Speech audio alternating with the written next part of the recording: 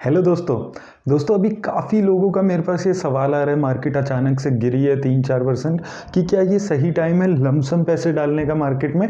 तो यार मैं आपको हमेशा यही बोलता हुआ आ रहा हूँ कि लमसम के चक्कर में मत लगो, मार्केट को टाइम करने के चक्कर में मत लगो।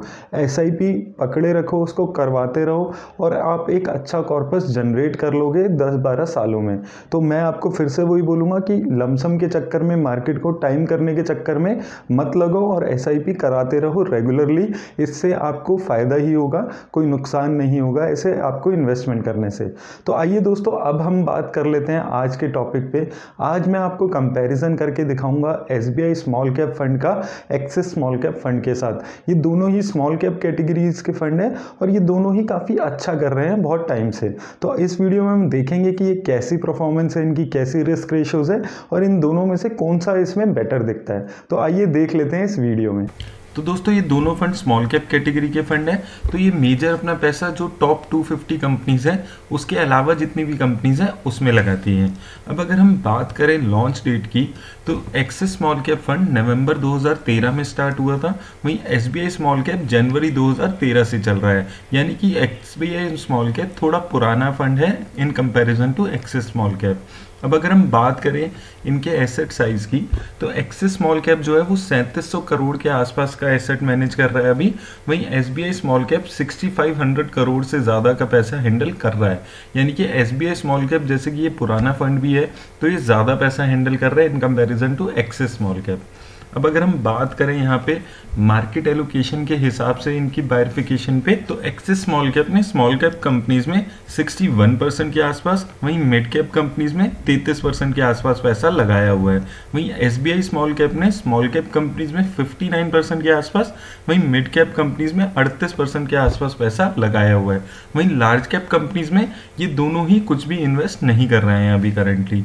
अब आइए देख लेते हैं कि इनकी एक्सपेंस रेशो अभी कैसी चल रही हैं। तो अभी एक्सिस स्मॉल कैप की एक्सपेंस रेशो जो चल रही है वो 0.39% चल रही है।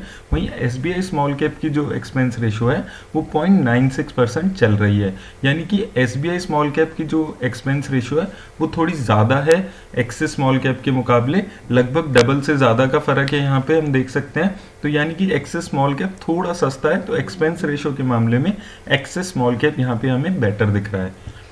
अब आइए देख लेते हैं कि इनकी रिस्क रेशियोज कैसे बता रही हैं इनके बारे में। तो स्टैंडर्ड डेविएशन इसका 24.27 है, वहीं शार्प रेशियो इसका 0.45 है, वहीं अल्फा इसका जो चल रहा है वो 12.47 चल रहा है। उसी तरह अगर हम बात करते हैं यहाँ पे एक्सिस स्मॉल कैप डेविएशन अभी चल रहा है 26.45, वहीं शार्प रेशियो इसका 0.19 है और अल्फा इसका जो अभी दिख रहा है हमें वो 6.81 चल रहा है। अब अगर हम एक एक करके इनको समझने की कोशिश करें, तो स्टैंडर्ड डेविएशन जो हमें बताता है वो ये बताता है कि कौन सा जो फंड है वो ज़्यादा वॉलेटाइल है या कम वॉलेटाइल है। तो अभी अगर हम इनका कंपैरिजन देखते हैं तो एक्सिस स्मॉल कैप जो है वो कम वॉलेटाइल है, यानी कि कंसिस्टेंटली रिटर्न ये बेटर दे पा रहा है axis small cap SBI small cap के मुकाबले। वहीं शार्प रेशियो हमें बताती है कि रिस्क एडजस्टेड रिटर्न किसकी बेटर है। तो रिस्क एडजस्टेड रिटर्न भी हमारी यहाँ पे एक्सिस स्मॉल कैप की बेटर है, यानी कि एक्सिस स्मॉल कैप कम रिस्क लेकर ज़्यादा रिटर्न जनरेट कर पा रहा है। वहीं SBI small cap axis small cap के मुकाबले ज़्यादा रिस्क लेके थोड़ी रिटर्न बना रहा है। वहीं अगर हम अल्फा से समझे, तो अल्फा हमारे को बताता है कि कौन सा फंड अपनी जो बेंचमार्क है उसको कितना ऊपर बीट कर पा रहा है। तो अगर हम इसमें कंपैरिजन करते हैं तो यहाँ पे भी एक्सिस स्मॉल कैप का अल्फा एसबीआई स्मॉल कैप से बेटर दिखता है। तो यानी कि एक्सिस स्मॉल कैप इन तीनों ही रेशियोज में बेटर कर रहा है अभी एसबीआई स्मॉल कैप से। अब आइए दोस्तों देख लेते हैं कि इन दोनों ही फंड्स ने किस सेक्टर में अपना मेजर पैसा लगाया हुआ है। अब अगर हम सेक्टर वाइज एलोकेशन पे पहले बात करें एक्सिस स्मॉल कैप की, तो एक्सिस स्मॉल कैप ने अपने सबसे ज़्यादा पैसा कंस्ट्रक्शन सेक्टर में 22%, वहीं केमिकल सेक्टर में 15%, फाइनेंशियल सेक्टर में 14% के आसपास, टेक्नोलॉजी सेक्टर में 11% और एफएमसीजी सेक्टर में 10.5% के आसपास पैसा अपना लगाया हुआ है। और अपने सारे सेक्टर में मिला के उसने लगभग 72% के आसपास अभी इन्वेस्टमेंट किया हुआ है। अब अगर हम बात करें यहाँ पे एसबीआई स्मॉल कैप की, तो इसने अपना मेजर पैसा सबसे ज़्यादा लगाया हुआ इंजीनियरिंग सेक्टर में 16% के आसपास, वहीं कंस्ट्रक्शन सेक्टर में 12.5%, एफएमसीजी में भी 12%, कंज्यूमेबल ड्यूरेबल में 11%, वहीं सर्विस सेक्टर में 10% के आसपास पैसा लगाया हुआ है। यानी कि इसका जो टॉप 5 सेक्टर है वो इसका टोटल 62% ओन करता है। वहीं एक्सिस स्मॉल कैप ने टॉप 5 सेक्टर में 72% पैसा लगाया हुआ है। तो अगर हम टॉप 5 सेक्टर में यहाँ पे कंपैरिजन देखते हैं तो एक दो सेक्टर यहाँ पे हमें सेम दिखते हैं, जैसे कि कंस्ट्रक्शन सेक्टर और एफएमसीजी सेक्टर। उसके अलावा टॉप 5 सेक्टर में दोनों ही अलग है। अब आइए देख लेते हैं कि इन दोनों ने मेजरली किन कंपनीज में अपना पैसा लगाया हुआ है। तो अब अगर हम कंपनीज पे बात करते हैं तो सबसे पहले अगर हम एक्सिस स्मॉल कैप में देखते हैं तो एक्सिस स्मॉल कैप ने टॉप 10 कंपनीज में 40% के आसपास पैसा लगाया हुआ है और इसने सबसे ज़्यादा पैसा अपना टाटा एलेक्सी में लगाया हुआ है 6% के आसपास। वहीं गैलेक्सी सरफेक्स में भी इसके 6% के आसपास पैसा है। फाइन ऑर्गेनिक में 4%, ब्रिगेड एंटरप्राइजेस में भी 4% के आसपास। वहीं नारायण हृदयालय में 4% के आसपास पैसा लगाया हुआ है। उसके अलावा कैनफिन होम्स, जेके सीमेंट, सिटी यूनियन बैंक, पीएनसी इंफ्राटेक और मैक्स फाइनेंशियल जैसी कंपनियां भी इसके टॉप 10 में शामिल हैं। अब अगर हम बात करते हैं एसबीआई स्मॉल कैप की, तो एसबीआई स्मॉल कैप ने सबसे ज़्यादा पैसा अपना जेके सीमेंट में लगाया हुआ है 5.5% के आसपास। वहीं एलगी इक्विपमेंट में 5%, वहीं वी गार्ड इंडस्ट्रीज में भी 4% के आसपास। उसी तरह शीला फोम में 4% और सिमरन विंड प्रोजेक्ट में भी 3.5% के आसपास लगाया हुआ है उसने पैसा। उसके अलावा ये 5 कंपनियां और हैं इसके पोर्टफोलियो में और टोटल जो टॉप 10 कंपनीज है वो उसका 38% का पैसा इसने लगाया हुआ है। अब अगर हम इन दोनों को कंपेयर करने की कोशिश करते हैं तो जो टॉप 10 की कंपनीज हैं इनकी वो काफ़ी डिफरेंट है। सिर्फ 2-3 कंपनीज ही यहाँ पे हमें सेम दिख रही हैं, जैसे कि जेके सीमेंट और नारायण हृदयालय। ये 2 कंपनीज ही सिर्फ इन दोनों के पोर्टफोलियो में अभी हमें सेम दिख रही है। तो यानी कि जो लोग इन दोनों ही फंड्स में इन्वेस्ट करना चाहते हैं, मुझे लगता है कि उनको प्रॉब्लम नहीं होगी, क्योंकि ज़्यादा इनका जो कंपनीज हैं वो अलग अलग ही दिख रही हैं। इसको आइए डिटेल में समझने के लिए हम देखते हैं कि टोटल शेयर्स ये कहाँ कर रही है। तो अगर हम दोनों के टोटल शेयर्स देखते हैं तो एक्सिस स्मॉल कैप भी अभी 49 कंपनीज में पैसा इन्वेस्ट कर रही है, वहीं एसबीआई स्मॉल कैप भी 49 कंपनीज में पैसा इन्वेस्ट कर रही है।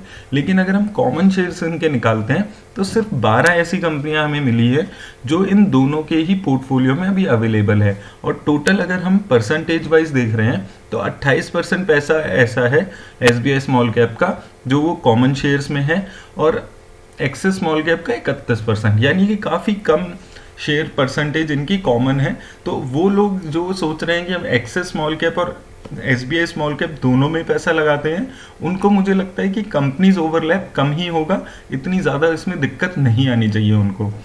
अब आइए दोस्तों देख लेते हैं कि इन्होंने रिटर्न कैसे दिया है। अब पहले हम देख लेते हैं कि अगर आपने वन टाइम इन्वेस्टमेंट किया होता तो इन दोनों फंड्स ने कैसा आपको रिटर्न बना के दिया है।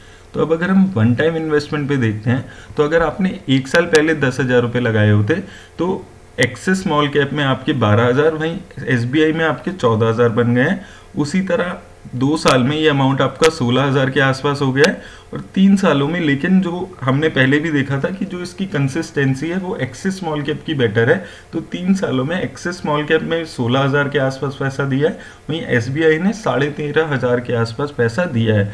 और यही पैसा अगर आपने 5 साल पहले लगाया होता तो एसबीआई स्मॉल कैप में आपका वो पैसा 28,000 हो गया है, वहीं एक्सिस स्मॉल कैप में 25,000 के आसपास वो पैसा आपका हो गया है। तो रिटर्न इन दोनों ने ही अच्छी दी है, लेकिन 5 साल में अगर हम देखते हैं तो एसबीआई स्मॉल कैप ने एक्सिस स्मॉल कैप को आराम से बीट किया है, लेकिन कंसिस्टेंटली अगर हम देख रहे हैं तो Axis small cap consistently return दे रहा है। अब ये दोस्तों देख लेते हैं कि एसआईपी इन्वेस्टर्स के लिए इन्होंने कैसा पैसा बना के दिया है। अब अगर हम बात करते हैं एसआईपी इन्वेस्टमेंट पे, तो अगर हम 1 साल, 2 साल, 3 और 5 साल के पीरियड में देखते हैं तो इन दोनों ही फंड्स ने लगभग सेम ही रिटर्न दिया है, लेकिन एसबीआई स्मॉल कैप ने इन 5 सालों में एक्सिस स्मॉल कैप को बीट किया है by a very small margin अगर हम देखें। लेकिन 5 सालों में ये 4,000 का डिफरेंस हमें दिख रहा है 60,000 की लागत पे। तो एसबीआई स्मॉल कैप ने रिटर्न के मामले में एक्सिस स्मॉल कैप को बीट किया है हर साल, लेकिन अगर हम रिस्क रेशियोज देखते हैं, एक्सपेंस रेशियो देखते हैं, तो वो एक्सिस स्मॉल कैप की बेटर दिखती है। वहीं अगर हम ओईएम पे बात करें तो उस एसबीआई स्मॉल कैप का जो ओईएम है वो मुझे थोड़ा ज़्यादा लग रहा है स्मॉल कैप कंपनीज के हिसाब से, क्योंकि अभी 6,500 करोड़ के आसपास चला गया उसका ओईएम, जो एक हायर साइड पे यहाँ पे दिख रहा है। और अगर दोस्तों हम बात करें यहाँ पे पोर्टफोलियो टर्नओवर की, तो पोर्टफोलियो टर्नओवर भी एक्सिस स्मॉल कैप का बेटर है एसबीआई स्मॉल कैप के मुकाबले। एसबीआई स्मॉल कैप का जो अभी टर्नओवर चल रहा है पोर्टफोलियो का वो 17% के आसपास चल रहा है, वहीं एसबीआई स्मॉल कैप का 38% के आसपास चल रहा है। दोस्तों उम्मीद करता हूँ इस वीडियो से आपको थोड़ी क्लैरिटी मिली होगी कि इन दोनों फंड्स में से कौन सा बेटर है, और अगर आपको ये वीडियो अच्छी लगी हो तो इसे लाइक ज़रूर करें और मेरा चैनल सब्सक्राइब करना भी ना भूलें। धन्यवाद।